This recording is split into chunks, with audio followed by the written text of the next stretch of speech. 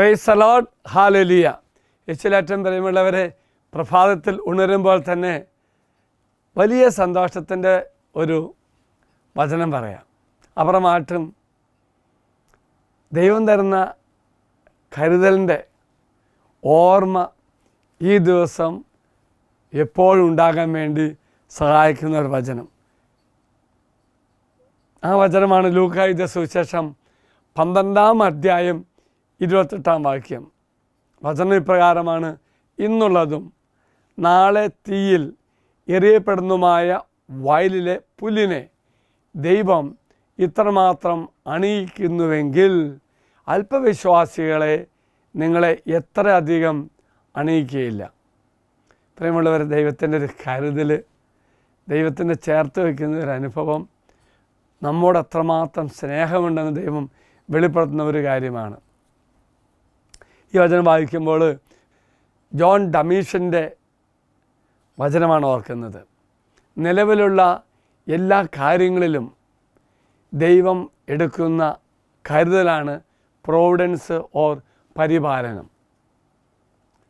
അദ്ദേഹത്തിൻ്റെ മനോഹര വചനം ഇപ്രകാരമാണ് പറയുന്നത്: ഭൂതകാലത്തെ ദൈവത്തിൻ്റെ കരുണയ്ക്കും വർത്തമാനകാലം അവൻ്റെ സ്നേഹത്തിനും ഭാവി അവൻ്റെ പ്രോവിഡൻസിനും പരിപാലനത്തിനും ഫലമേൽപ്പിക്കുക എന്നതാണ്. ഈ വചനം ലൂക്കാ 12:28 വായിക്കുമ്പോൾ യേശു തൻ്റെ ശിഷ്യന്മാരെ ദൈവത്തിൻ്റെ കരുതലിൽ വിശ്വസിക്കണമെന്നും അനുദിന ആവശ്യങ്ങളെക്കുറിച്ച് വിഷമിക്കരുതെന്നും പഠിപ്പിക്കുന്ന ഒരു ഭാഗമാണ് ഈ വചനം. അത് കുറച്ചുകൂടെ ആഴപ്പെട്ട് മനസ്സിലാക്കാൻ വേണ്ടി ഈശോ പറയുന്ന മറ്റൊരു വചനമാണ്: പൂക്കളുടെയും പുല്ലിൻ്റെയും താൽക്കാലിക സൗന്ദര്യത്തെ മനുഷ്യ ജീവിതത്തിൻ്റെ ശാശ്വത പ്രധാനമായി താരതമ്യം ചെയ്യുകയാണ്.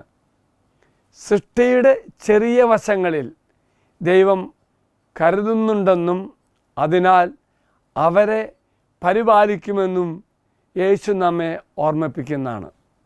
യേശുവോട് ഉദ്ദേശിക്കുന്നത് ദൈവരാജ്യത്തിന് മുൻഗണന നൽകുക. നാം ആദ്യം ദൈവരാജ്യം അന്വേഷിക്കണം.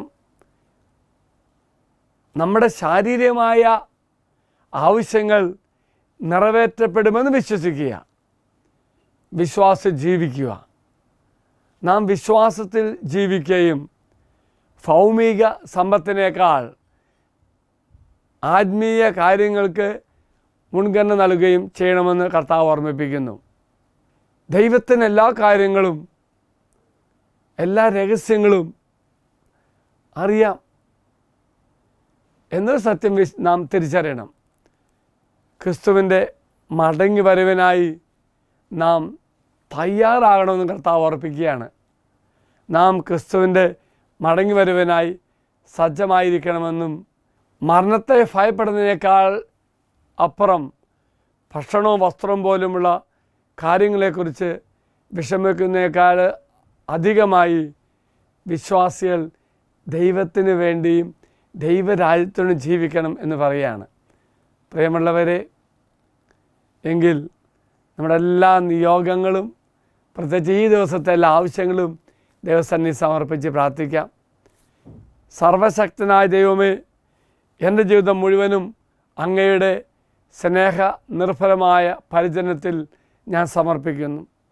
എൻ്റെ എല്ലാ ഉത്കണ്ഠകളും ശാന്തമാക്കുകയും എന്നെ അങ്ങിൽ സുരക്ഷിതമാക്കുകയും ചെയ്യണമെന്ന് പ്രാർത്ഥിക്കുന്നു. അപ്പം കർത്താവേ, ഈ ശുശ്രൂഷ പങ്കെടുക്കുന്ന എല്ലാ മക്കൾക്കും എല്ലാവിധ സംരക്ഷണം കൊടുക്കണമേ, ലാഭത്തും കാത്തുരക്ഷിക്കണമേ. എല്ലാത്തിനും ഉപരിയായി നിനക്ക് വേണ്ടിയും നിൻ്റെ രാജ്യത്തിനും ജീവിക്കുവാൻ ഞങ്ങളെ അനുഗ്രഹിക്കണമേ, ശക്തിപ്പെടുത്തണമേ. ഈശ്വര ആശീർവാദം തരാം.